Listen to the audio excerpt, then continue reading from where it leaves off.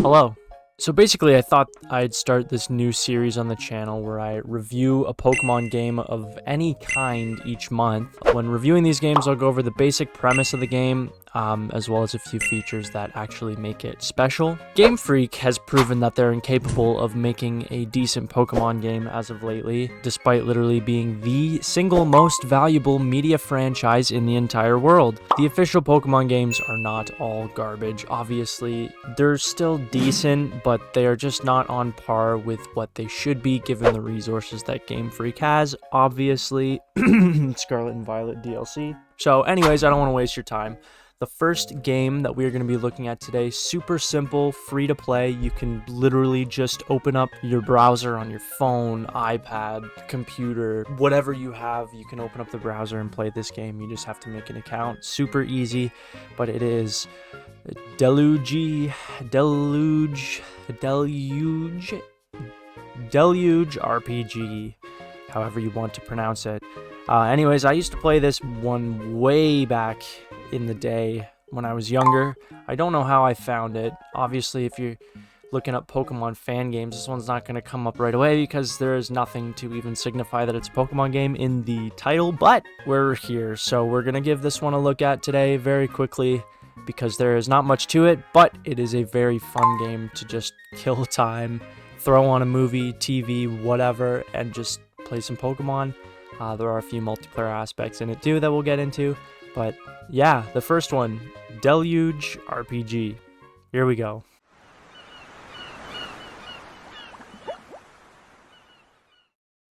Okay, so upon going to the link, obviously I will leave it in the description below. You're going to be greeted with this landing page.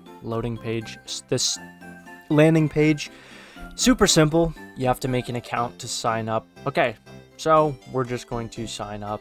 And once you're in, you'll be greeted with this screen, which you can go through the intro. I don't want to spoil stuff with it, but you get to pick a starter. So you can pick any starter from Gen 1, obviously, through Gen 9. I'm going to go with my favorite starter of all time, Mudkip. You can see it's still getting pretty much regular updates, like February 6th, 2024, so you can catch all Pokemon that are currently in existence, which is pretty cool. So, once you're in and you've created your account, you'll be greeted with this starting page. Obviously, a bunch of different maps in different styles from the games. And you will have this bar up at the top, which gives you some options of things that you can do. So there's a map tab, a profile tab, a Pokemon tab, a battle tab, trade, and misc. So the first thing that we're going to do, which is the primary function of this game, is you can go and catch Pokemon. So I'm going to hit a map right here, and it will spawn us in. The main thing is you literally just use your keyboard to go around, and you will see this little section here will appear with Pokemon that you are currently coming across, I guess. So, but anyways, let's get into a battle here against a Combi. So you hit the try to catch it button, and basically it brings up this battle system.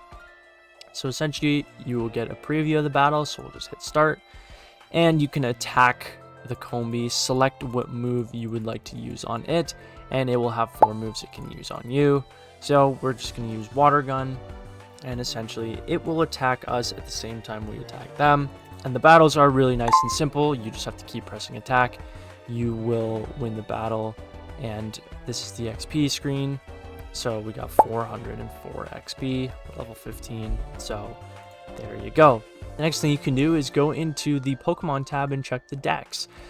Let's say I want a Charmander really bad. I can click on Charmander and it will show you which area of the map you can find it in. It goes with pretty much every single Pokemon in existence. The only time that there is a difference is with the legendaries. If we want to catch a Mew, you will see it is found in this map as a rare encounter, but you have to defeat the Kanto League. So that's where gym leaders come into play. So this is probably the most fun, I guess, part of this game that I've found. Battling gym leaders. Of course, battling is a huge part of Pokemon. If we go up to the battle tab, we have 4 different options here. There's user battle, gym battle, trainer battle, and live battle. Everything is pretty self-explanatory, but we're going to go into a gym battle here. So you can choose from whatever region you would like to battle their gym leaders. There's Kanto, Johto, Hoenn, Sinnoh, Unova, Kalos, Alola, Galar, and Paldea all in this game. It's fun to kind of build teams. You can catch good Pokemon. Leveling up is super easy. The XP grind is very easy in this game, which I love. Let's be honest, in the mainstream games, if you're trying to grind up levels and everything, it can take a really long time, obviously. So it's kind of streamlined in this game, which I really like. Anyways, you can see we get 4,196 XP for this. We have our Mudkip up to level 22, so it's super easy to go through. You kind of have to go to different areas, catch your Pokemon, and then by the time that you have a team to battle that one, kind of rinse and repeat, and then you can work your way through all of the leagues, which is super fun. And then once you have beat the gym leaders, Elite Four and Champion, you can start to catch the legendaries. A few inches later. Alright, so I was trying to go through and beat all of the gym leaders in Kanto so we could try and catch a legendary, but it turns out that it's actually a lot harder than I thought. So I'm going to go catch an ice type. Hopefully that helps me. And there we go. We get a Frigibax, so maybe we'll use him. One thing I forgot to mention too is it's super easy to level up because you can just take the Pokemon you're leveling up, find a gym leader in any of the regions that you're super effective against, and just roll through them a bunch of times to level yourself up, and then find another one at a different stage. So it's super easy to do that. The grind doesn't feel long and drawn out for no reason, so I really like that about this game. Alright, and our Frigibax is officially evolved. Again, it only took 5 minutes. We literally started out by just going through Johto, beating Faulkner until we were high enough to go to Sinnoh to beat Gardenia a bunch. So you can just find a gym leader that is right for the level you're at, beat up on them a bit, and then move on to a harder one, and just rinse and repeat. Pretty simple. Okay, so it turns out it's actually easier to defeat the whole Sinnoh League than it is the Kanto League. So, as you can see, you'll get a little pop-up once you've beat everything, saying that you have unlocked legendary and mythical Pokemon from the Sinnoh region. So, I'm going to see if we can find one of the legendaries in any decent amount of time here. Here we go, we actually found the Giratina. Honestly, only took about 5 minutes of walking around, so whereas legendaries are rare to find, they are certainly not impossible to find.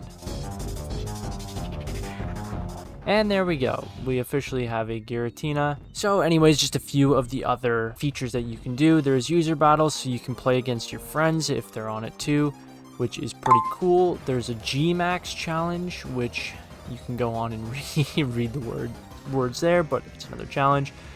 There's trainer battles, so you can go in and just go to any trainer. There's random level 100 battles you can do, so there is some strategy that you can sort of integrate in for yourself and have some more difficult fights, which I really, really like. Anyways, I don't want to show all the features because there's a lot to go through and it's more fun if you do it yourself. I like to just kind of show the basic parts of each of these games so that you can go and explore it for yourself. But anyways, that's Deluge RPG. Again, just a browser thing. You just sign up with a username and a password. You don't even need emails. Like the olden days when you didn't need emails to sign up for everything. You can just go on, sign up. That's pretty much it, and you're done. For each of these reviews, I'm going to come up with a 5-point grading scale, and that's going to be essentially 5 categories, which really defines a good Pokemon game.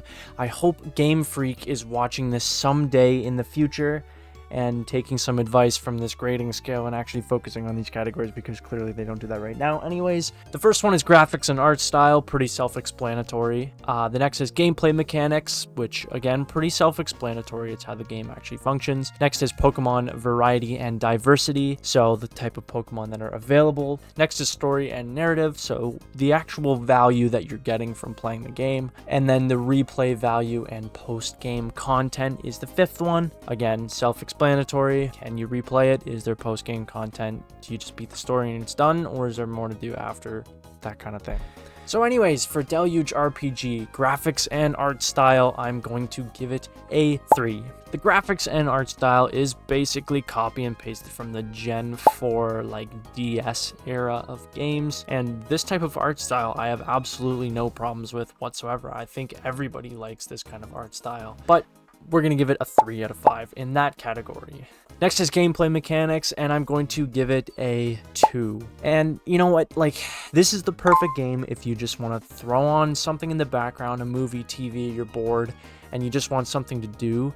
It's a game that you can come back to, but it's not going to have the same longevity. It's not going to keep you engaged for as long as a lot of other Pokemon games out there. It's still fun, but it will wear off pretty quickly, so I'm going to give it a 2. It's just a browser game, so nothing too crazy there. The next category is Pokemon diversity and variety, and I'm going to give this one a 5. This game has pretty much every Pokemon and a whole bunch of different variants. You can see there's normal, shiny, metallic, ghostly, dark, shadow, mirage, chrome, negative, retro, and you can even mega evolve, get all of the regional variants. It doesn't matter.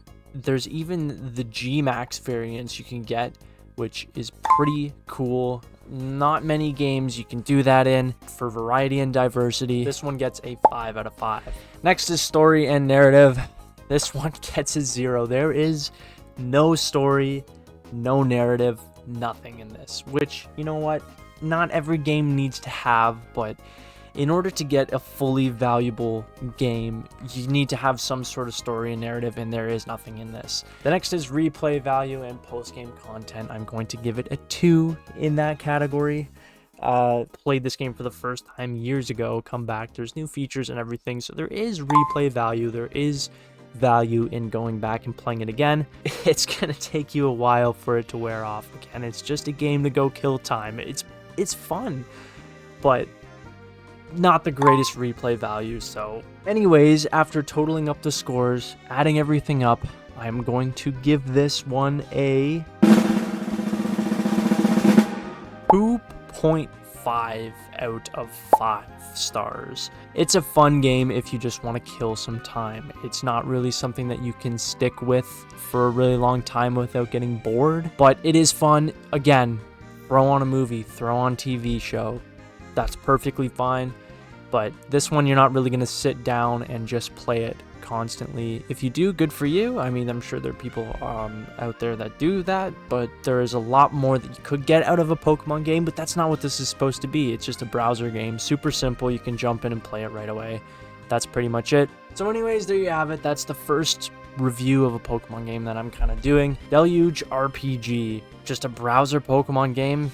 You get what you pay for, which is free, so that's obviously good. But anyways, I hope you give it a try. I mean, like I said, it's fun just to kill some time. If you have, some spare moments, you can throw some TV on or movie or whatever and play it, then it's awesome. But anyways, I hope you enjoy. I would really like if you left a comment giving me one of your favorite Pokemon mainstream, spin-off, fan games, anything that you would like to see me go through and take a look at and review, because I'm looking for suggestions. Of course, there are tons and tons of games out there, so it'd be easy for me if I could just take some suggestions from the comments. I hope you enjoyed. I hope you got something from this. I hope you go give this game a try. But anyways, that's it for me, and I hope to see some of you in future videos. Thanks for being here, and take care.